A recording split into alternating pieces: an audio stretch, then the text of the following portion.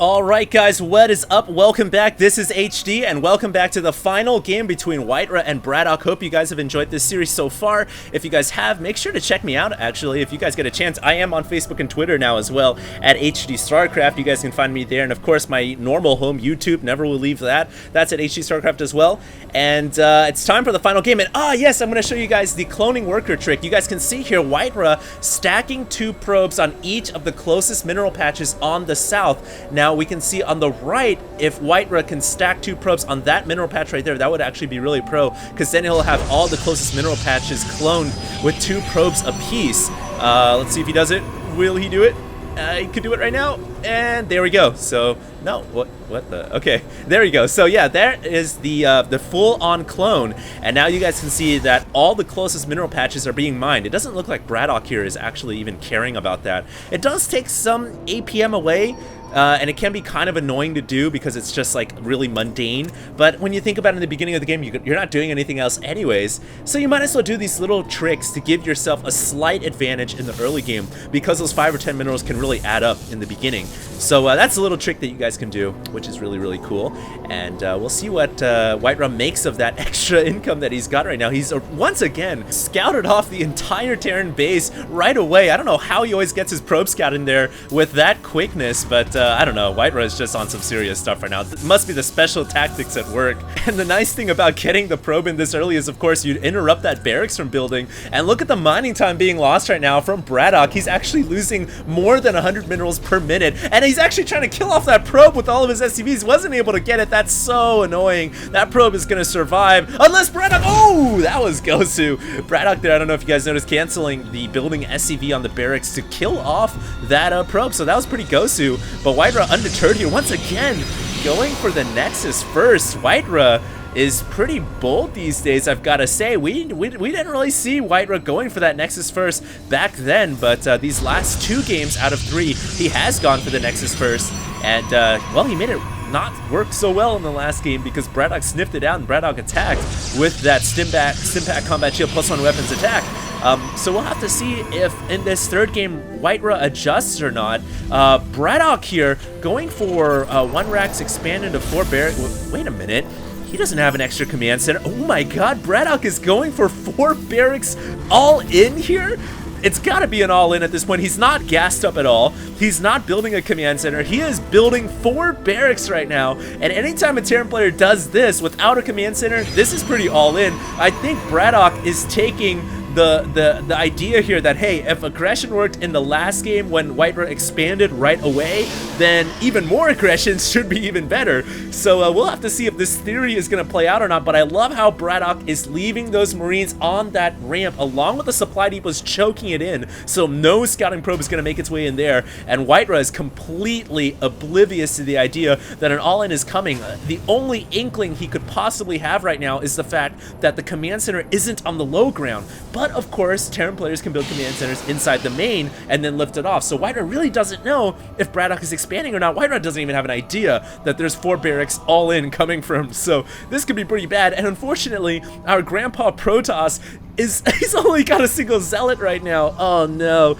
And he's making Stalkers. Now, don't get me wrong, guys. Stalkers can deal with low numbers of Marines, especially unupgraded Marines. So the Stalkers might not be that bad, but Whitera has got to get a lot of units out right now, regardless if it's Stalkers or Zealots. He's got to chrono boost that Warp Gate technology, and he's going to have to rely on half the production of his opponent here. 2 gates versus 4 barracks, and here comes the SCVs and the Marines. This probe is going to la-da. It sees everything that Braddock is bringing at him, and this is terrible news for Whitera. The probe ends up dying. He didn't even get a full scout in the main, but not like Whitera needed to see anything else. He knows what's coming for him now, and I would not be surprised to see Whitera pull some probes off the mineral line. He actually builds another pylon here to clear the supply eventual block, but also to prevent him going unpowered like he did in the last game. Now he's got to micro these 2 Stalkers against this force. The SCVs, of course, like I said before, acting as the linebackers in the front, protecting the fresh and fragile Marines in the back, and there's a bunker coming up. Whitera's in a lot of trouble. Whitera,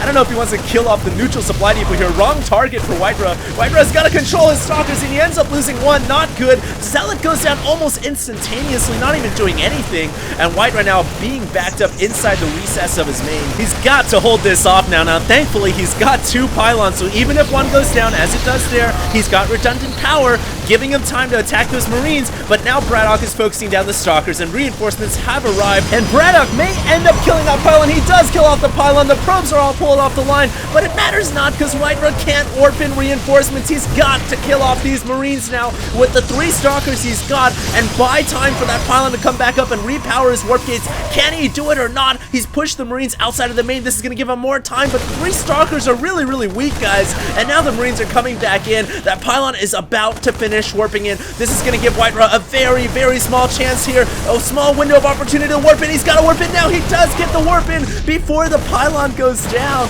An interesting thing to note there, I never realized, but if the pylon goes down while units are warping in, it still finishes the warp in, so that's good to know. And now there are 5 Stalkers, so maybe Whiterun can actually hold this off. He loses the pylon again, but I think Whiterun's got enough to hold this off. No, he ends up losing a Stalker. He ends up losing another Stalker. 2 Stalkers in the week. Target fired by Braddock. So smart. And now Whiterun is really desperate, warping in 2 pylons. Obviously 2 is better than 1 here, but unfortunately for Whiterun, he's losing Stalkers. He just lost another one. Whiterun has got to keep that fresh Stalker in the front so it absorbs most of the damage, but Braddock is too smart for that. He constantly focuses on the weakest Stalkers. Now, it looks like the warp gates are finally online, but they've got a cooldown on them, and Whiterun cannot warp in anything else until he finishes off the cooldown. Oh no, he's gonna lose all of his probes, and now his Stalkers are really in the red. It looks like he's gonna lose this game, guys. Finally, chrono boosting the warp gates to actually finish the cooldown faster, but it didn't really matter. Whiterun just lost the game outright. A valiant effort, though, to try to hold on and defend, but unfortunately, at the end of the day, it just wasn't enough. Well done by Braddock, once again sniffing out the fast expansion and showing that he is capable of punishing it. You know, a lot of players nowadays are just letting their opponents expand, but no, don't let your opponent expand, attack. And there, here you guys see, I just wanted to confirm again, yeah, the warp gates were on cooldown. He should have actually chrono boosted them right away as power came back to the warp gates. Then he might have gotten his units out faster. There you guys see the chrono boost, but it was too late by then. And there was a GG, well played. So I thought that was an excellent series, just showcasing the little minute details between these 2 guys. And there you guys have it. Welcome back to StarCraft 2. But as you guys all know, I will be mixing it up. I want to cast Brood War just as much as I do StarCraft 2. So looking forward to my new videos, guys. And hopefully you guys subscribe. That would be much appreciated. This is HD, signing out to the next video.